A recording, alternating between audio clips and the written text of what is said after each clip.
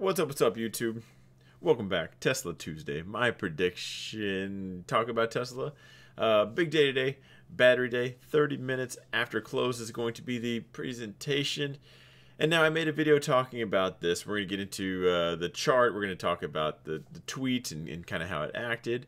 In a video I made previously was, battery day expectations, retail versus investors. Here's where I think the back and forth is going to come in. So it's important to understand if you found this video, if you're new to my channel, you have to understand, like, are you trading Tesla for the next 10 minutes, 10 days, or 10 years? Because you guys are all going to have a different mindset of how things need to play out, what things you want to see. But I can tell you guys, you're all looking at Tesla today. So everyone's going to come together no matter what your trade plan is. Regardless of your opinions, leave it out of the comments. Right? I know mostly investors will call traders gambling. But that being said, we all do the same thing. You take advantage of a move over a time period. Some time frames are smaller and bigger. Right? You just have a longer time for you to fail if you're an investor. That being said, you guys know I have two accounts. Like, I'm in this for the next 10 years.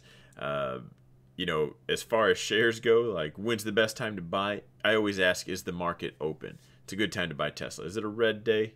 Buy it. Get it up. Get some shares. That's how bullish I am on. And now, as far as how bullish am I Tesla long term, I am bullish, right? And my target is when everyone realizes it's not a car company.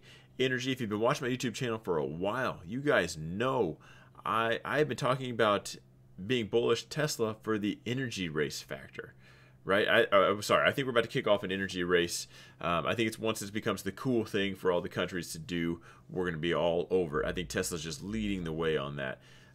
So yeah, with their power banks, their solar, there's so much more Tesla offers. So by the time everyone realizes that we've exhausted every bullish point and everything is out there and everyone's on board with Tesla, that's about my target right there. So until we hit that, I am bullish. I'm buying more shares. I do think if we're talking between now and the next few years, this is a cheap price, right? Like, how many people talk about they would have bought Amazon at $500-600? They wish they would have bought Amazon at $1,000. Look how cheap it looks now. For the next 5 days, though, right? You were looking at a binary event. It's going to go up or it's going to go down. I can promise you that, right? So if you're trading this, you're swing trading this from any kind of short-term perspective, your position size needs to reflect that. There shouldn't be any whining and crying because you were so bullish on some hype and it went down. The retail crew, you're expecting flying Model 3s, rockets to take you from building to building, from state to state, all electric. And when you don't get that, you're going to be all sad and butthurt and what's going on, and you're going to sell your shares. Or you're going to be surprised when people start selling off because it wasn't what you expected. And maybe he does come out and say something crazy. Maybe it does shoot up. But that being said, it's still a binary event, which means you're gonna take it good, you're gonna take it bad, but the news is coming tomorrow. If your position size doesn't reflect that, well, if the move hasn't been made yet, it's not too late to correct it, unless we're gapping somewhere crazy. You guys know I record Tesla Tuesday at night. I do all my stock planning the night before when nothing's moving, when I have a clear mindset. And that's how I make sure my plans are just, not driven by emotion. And I stick to my plans. Right now, we know Tesla, first of all, had the crazy dip. Now, today, this is actually Monday. That kind of looked like almost like manipulation. That was a lot of money to drop the Tesla price from that far down in that amount of time. And it got bought right back up. So it was kind of interesting to me. And then after hours, we get the tweet. It drops down again. And it was this one right here. We intend to increase, not reduce, battery cell purchases from Panasonic, LG, and CATL, possibly other partners too. However, even with our cell suppliers going at maximum speed, we still foresee significant shortages in 2022 and beyond unless we also take action ourselves. All right? That kind of spells out what he's about to say tomorrow. We're going to build stuff ourselves. There's going to be a shortage, but we got this. Why there was a bearish reaction, I'm not sure. But two ways Elon's going to do this. One, he knows the retail crew is about to get butthurt when they find out the actual news, right? So he's going to try to break it off a little bit easy in them. Or two, the other way, he's just lining the bears up, right? Just to take some target practice. He's going to mow them down. He came out with booty shorts just to make fun of the shorts in in the stock. Now it still went up and it came right back down. We don't know what kind of reaction we're going to see. That's the beauty of it.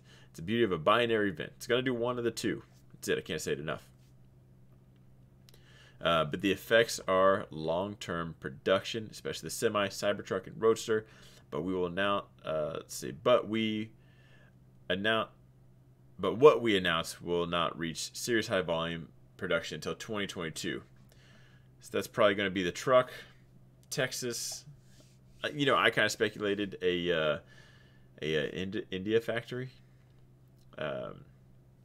So as far as today goes, I'm thinking investors are going to really like this. They're going to look at, you know, if Tesla's so overvalued, what is he going to tell us to convince us it's worth this price, or maybe even more down the road? Maybe investors do like it. Maybe they do start to gobble it up. Retail's like, oh, we wanted, you know, a time machine. And, you know, so they start selling off. At what price are investors going to start gobbling shares up? So that's kind of my mindset going into this. Whether we gap up, whether we gap down, that's what I'm looking at. This is my chat, by the way. I do have an Elon Tweets bot. So actually, anytime Trump tweets or Elon tweets, we automatically get notified. So here is the, let's get into the Tesla chart. So all of today, ignore this blue line. I actually sold a call. So if Tesla hits this price, I'm fine. We get above this, I'm exposed to some risk. I'm also in a long position. Calm it down. They just pumped up. They sold off. To be honest, I closed most of them today. I'm in, I think, 2 left out of 10. So they went to pretty much worthless in that first dip. I was like, well, I'll buy them back. Bought them back for like $50. Let's see. So here was the this morning, right? Or as far as Monday morning, we completely sold off. Now I grabbed 418. Now we sold off. We ripped through that zone. That was a little interesting, but we started to pull back up. Once I saw that was holding, bought 418 on the way back up. Once we pushed up here, I did scale out. That was just, you know, locking some money in because I just took a ride down at what I was red. So things were looking good. Almost looked like a positive note. Like we might kind of break out tomorrow. Elon tweets, we come back down. What do you know? Zone to zone one more time. Now we've hung out. We've just stayed kind of right in here. Now tomorrow's move, we'll see. As far as the options chain, we're kind of expecting this is your one standard deviation. These top 2 lines right here, or top and bottom. Willing to bet we stay inside those. The danger side, why I have them marked out, is if we do get outside of this. If we close right out here, the next day we're snapping right back, or hedge funds, they're going to do what they do. They need to get to that 0 delta, and they will start doing their thing. And you will watch that go from 1 standard deviation to 2 pretty quickly. That's where the volatility kicks in. We get above or below these areas, things could get crazy. So nothing's off the table. You know, Elon says it's going to be the biggest day in Tesla history. I hope it lives up to the hype. Right now, I'm going to play probably every one of these levels. As far as my investing side goes, if it completely sells off, I'm going to grab a few shares. I'm not going to get crazy because if we do kick off a downtrend, I'm going to just add some more later. But I'm going to go ahead and grab some more right now. A red day, I'm buying it. If it's green, I'll just enjoy the ride. As far as trading goes, I'm only looking to buy dips down here or down here.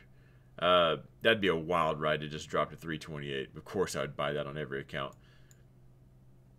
Definitely catching a knife right here, though, if we do head down.